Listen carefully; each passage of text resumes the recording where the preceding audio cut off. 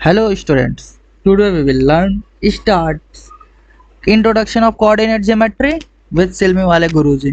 Okay, तो आज हम लोग क्या करेंगे, introduction of coordinate geometry start करते हैं। ओके, तो कोऑर्डिनेट ऑफ ज्योमेट्री पढ़ने के लिए सबसे पहले हमें इनके कोऑर्डिनेट्स क्या होते हैं बेटा ये पता होना चाहिए। ओके, तो देखिए ये क्या होता है हमारा एक्स एक्सिस। ओके, ये पूरा जो होता है एक्स एक्सिस होता है। ओके, एंड ये जो होता है ये क्या होता है वाई एक्सिस। ओके, यानी जो वर्टिकली होता है वो होता है वाई एक्सिस और जो हॉरिजेंटल होता है वो होता है एक्स एक्सिस। ओके, और ये जो जहाँ पे दोनों पॉइंट्स कट करते हैं उसको क्या बोलते हैं, ऑरिजिन।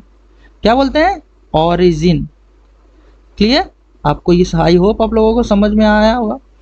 क्लियर, अब देखिए यहाँ इधर जो एक्स एक्सिस होता है ये होता है हमारा फर्स्ट क्वाड्रेंट, ये होता है हमारा सेकेंड क्वाड्रेंट और ये होता है हमारा थर्ड क्वाड्रेंट। क्लियर, और ये होता है हमारा फोर्थ क्वाड्रेंट। क्लियर, क्वाड्रेंट मतलब 1/4 पार्ट्स। ओके, तो ये हमारा कोऑर्डिनेट्स हो गए। क्लियर, अब देखिए एक्स के जितने भी कोऑर्डिनेट्स इधर होंगे वो सारे पॉजिटिव होंगे। देखिए 1 2 3 4 ऐसे इन्फिनाइट तक होते चले 1 2 3 4। क्लियर, इधर जो y के कोऑर्डिनेट्स होंगे वो सारे क्या होंगे, पॉजिटिव होंगे 1 2 3 4। क्लियर, इधर जो y के कोऑर्डिनेट्स होंगे x के सॉरी वो क्या होंगे, सारे नेगेटिव होंगे। ठीक है, क्लियर, समझ में आ रहा है। इधर जो y के कोऑर्डिनेट्स होंगे वो सारे क्या होंगे, नेगेटिव होंगे। क्लियर, अब ये नेगेटिव हो गए। अब देखिए यहाँ पे भी देखिए इस क्वाड्रेंट में अगर हम फर्स्ट क्वाड्रेंट की बात करते हैं, ठीक है, तो देखिए फर्स्ट क्वाड्रेंट में x भी तो आपका क्या है, पॉजिटिव है और y भी पॉजिटिव है, यानी x भी पॉजिटिव है और y भी पॉजिटिव है। सेकेंड क्वाड्रेंट में गया, ये इस क्वाड्रेंट में है, तो देखिए y हमारा क्या है, x हमारा माइनस का है, इधर देखिए x की सारी माइनस की वैल्यू है और y की क्या है इधर पॉजिटिव वैल्यू है, यानी इसमें क्या होंगे माइनस प्लस, यानी x की वैल्यू क्या होगी माइनस होगी और y की पॉजिटिव हो गया।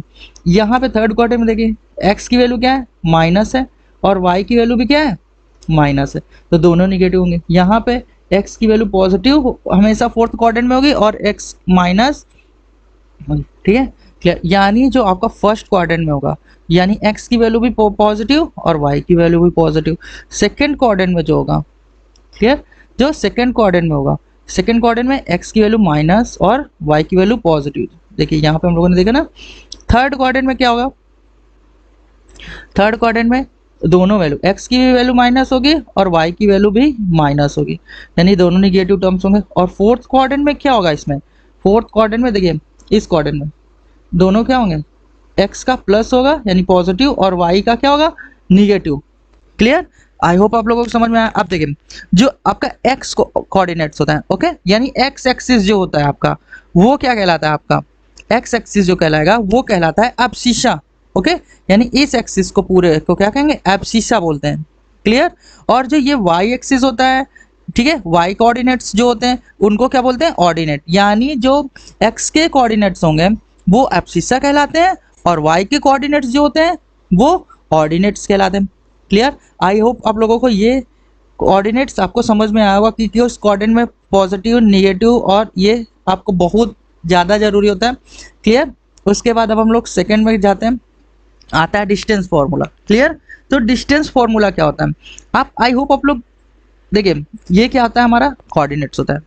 क्लियर, ये कोऑर्डिनेट्स आपको समझ में आ रहे होंगे, ये क्या था एक्स एक्सिस था, ओके, और ये क्या है वाई एक्सिस है। ठीक है, यानी जो हॉरिजेंटल था वो एक्स एक्सिस था और वर्टिकली जो था वो वाई एक्सिस था। क्लियर, अब ये हमारा क्या है ओरिजिन होता है। क्लियर, ये 0 या O से हम इसको रिप्रेजेंट करते हैं ओरिजिन को। क्लियर, अब इमेजिन करिए 1 2 3 4, ओके, ये क्या 1 2 3 4 5, ओके। अगर इमेजिन करिए आपको ये वैल्यू, क्लियर, यहाँ पे क्या है, ये देखिए x की वैल्यू कितनी है 3 है और यहाँ पे y की वैल्यू भी देखिए कितनी है 3 है। यहाँ पे हम काउंट करेंगे 1 2 3 y 3 है, x भी 3 है। क्लियर, अब इमेजिन करिए कि आप ये यहाँ पे वैल्यू लेते हैं 1 2 3 4 5, ठीक है।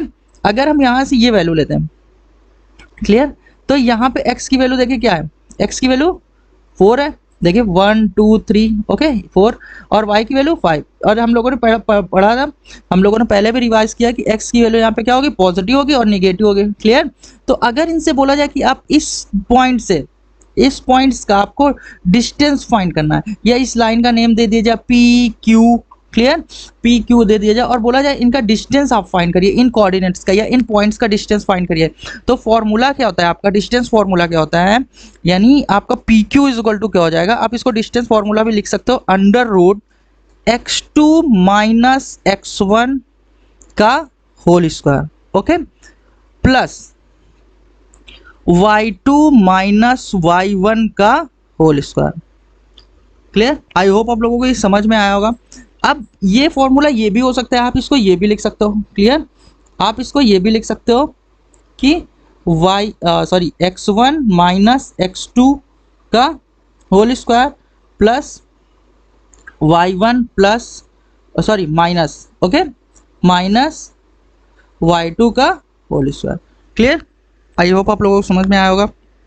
ऐसा क्यों होता है, देखिए अभी हम लोग देखिए, अब यहाँ से क्या हो सकता है, ये x1 ये y1 की वैल्यू होती है, ठीक है, ये x2 ये y2 की वैल्यू होती है, और आप इसको भी ये आप x1 और y1 भी पुट कर सकते हो और इसको x2 और y2 भी पुट कर सकते हो। इस वजह से ये दोनों फॉर्मूले क्या होते हैं, राइट होते हैं। क्लियर, अब बेटा देखिए, अगर ऑरिजिन से अगर इसकी डिस्टेंस हमें फाइंड करना हो ऑरिजिन से, देखिए ऑरिजिन में क्या होता है, x की वैल्यू भी जीरो होती है और y की वैल्यू भी जीरो ही होती है ऑरिजिन में, ठीक है। जब अगर हम ऑरिजिन से फाइंड करेंगे डिस्टेंस तो हमारा क्या हो जाता है, सीधा सा x square plus y square, बस डिस्टेंस फॉर्मूला फ्रॉम ऑरिजिन ये होता है। क्लियर, आई होप आप लोगों को समझ में। अब ये ऐसा क्यों होता है, क्योंकि जो हमारा x1 की या x2 की वैल्यू अब जो भी जीरो और y1 y2 की वैल्यू भी जीरो होती है, तो यहाँ पे अगर हम वैल्यू पुट करेंगे तो हमारा केवल इतना बचता है, तो फॉर्मूला ये हो गया। क्लियर, आई होप आप लोगों को समझ में आ रहा होगा। क्लियर, उसके बाद हम लोग आते हैं सेक्शन फॉर्मूले पे, ठीक है। ये सेक्शन फॉर्मूला क्या होता है कि देखिए, अभी इमेजिन करते हैं कि मान लीजिए ये कोई लाइन गिवन, क्लियर, और इसके कोऑर्डिनेट्स दिए हैं x1 y1, क्लियर, और इसके कोऑर्डिनेट्स गिवन है इस पॉइंट्स के, क्लियर, x2 y2, क्लियर, और ये यहाँ पे मान लीजिए ये हमारा है ए बी लाइन है, ठीक है, और ये सी कोऑर्डिनेट्स हैं, ठीक है।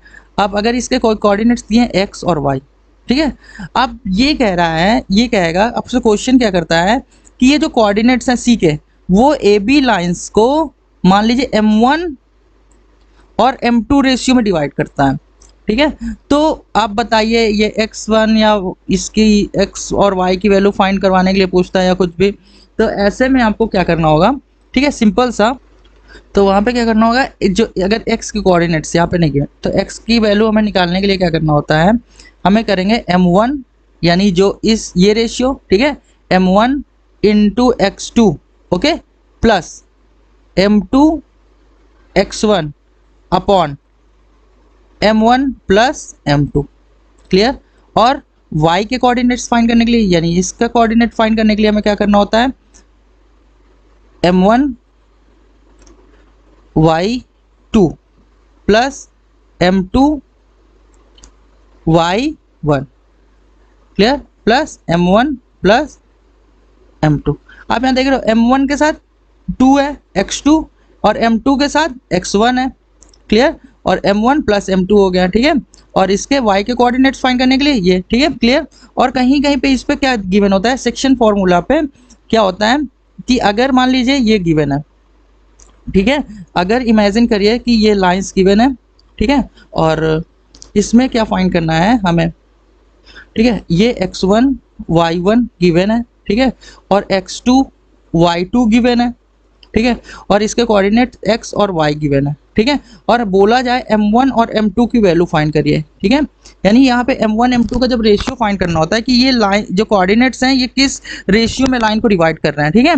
तो अगर ऐसा फॉर्मूला फाइंड करना होगा तब हम लोग क्या करते हैं, m1 अपॉन m2, ठीक है, m1 upon m2 is equal to क्या करते हैं, x माइनस x1 अपॉन, ठीक है, x2 minus, okay, x, clear, I hope आप लोगों को समझ में। और अगर मान लीजिए x के कोऑर्डिनेट्स गिवन है, ठीक है, तब तो ठीक है, और अगर हमने क्या किया फॉर्मूला m1 अपॉन m2 वहाँ पे y के कोऑर्डिनेट्स गिवन है केवल, ठीक है, तो हम लोग क्या करेंगे वहाँ से हम लोग फाइंड कर सकते हैं y माइनस y1, क्लियर, और y2 माइनस y।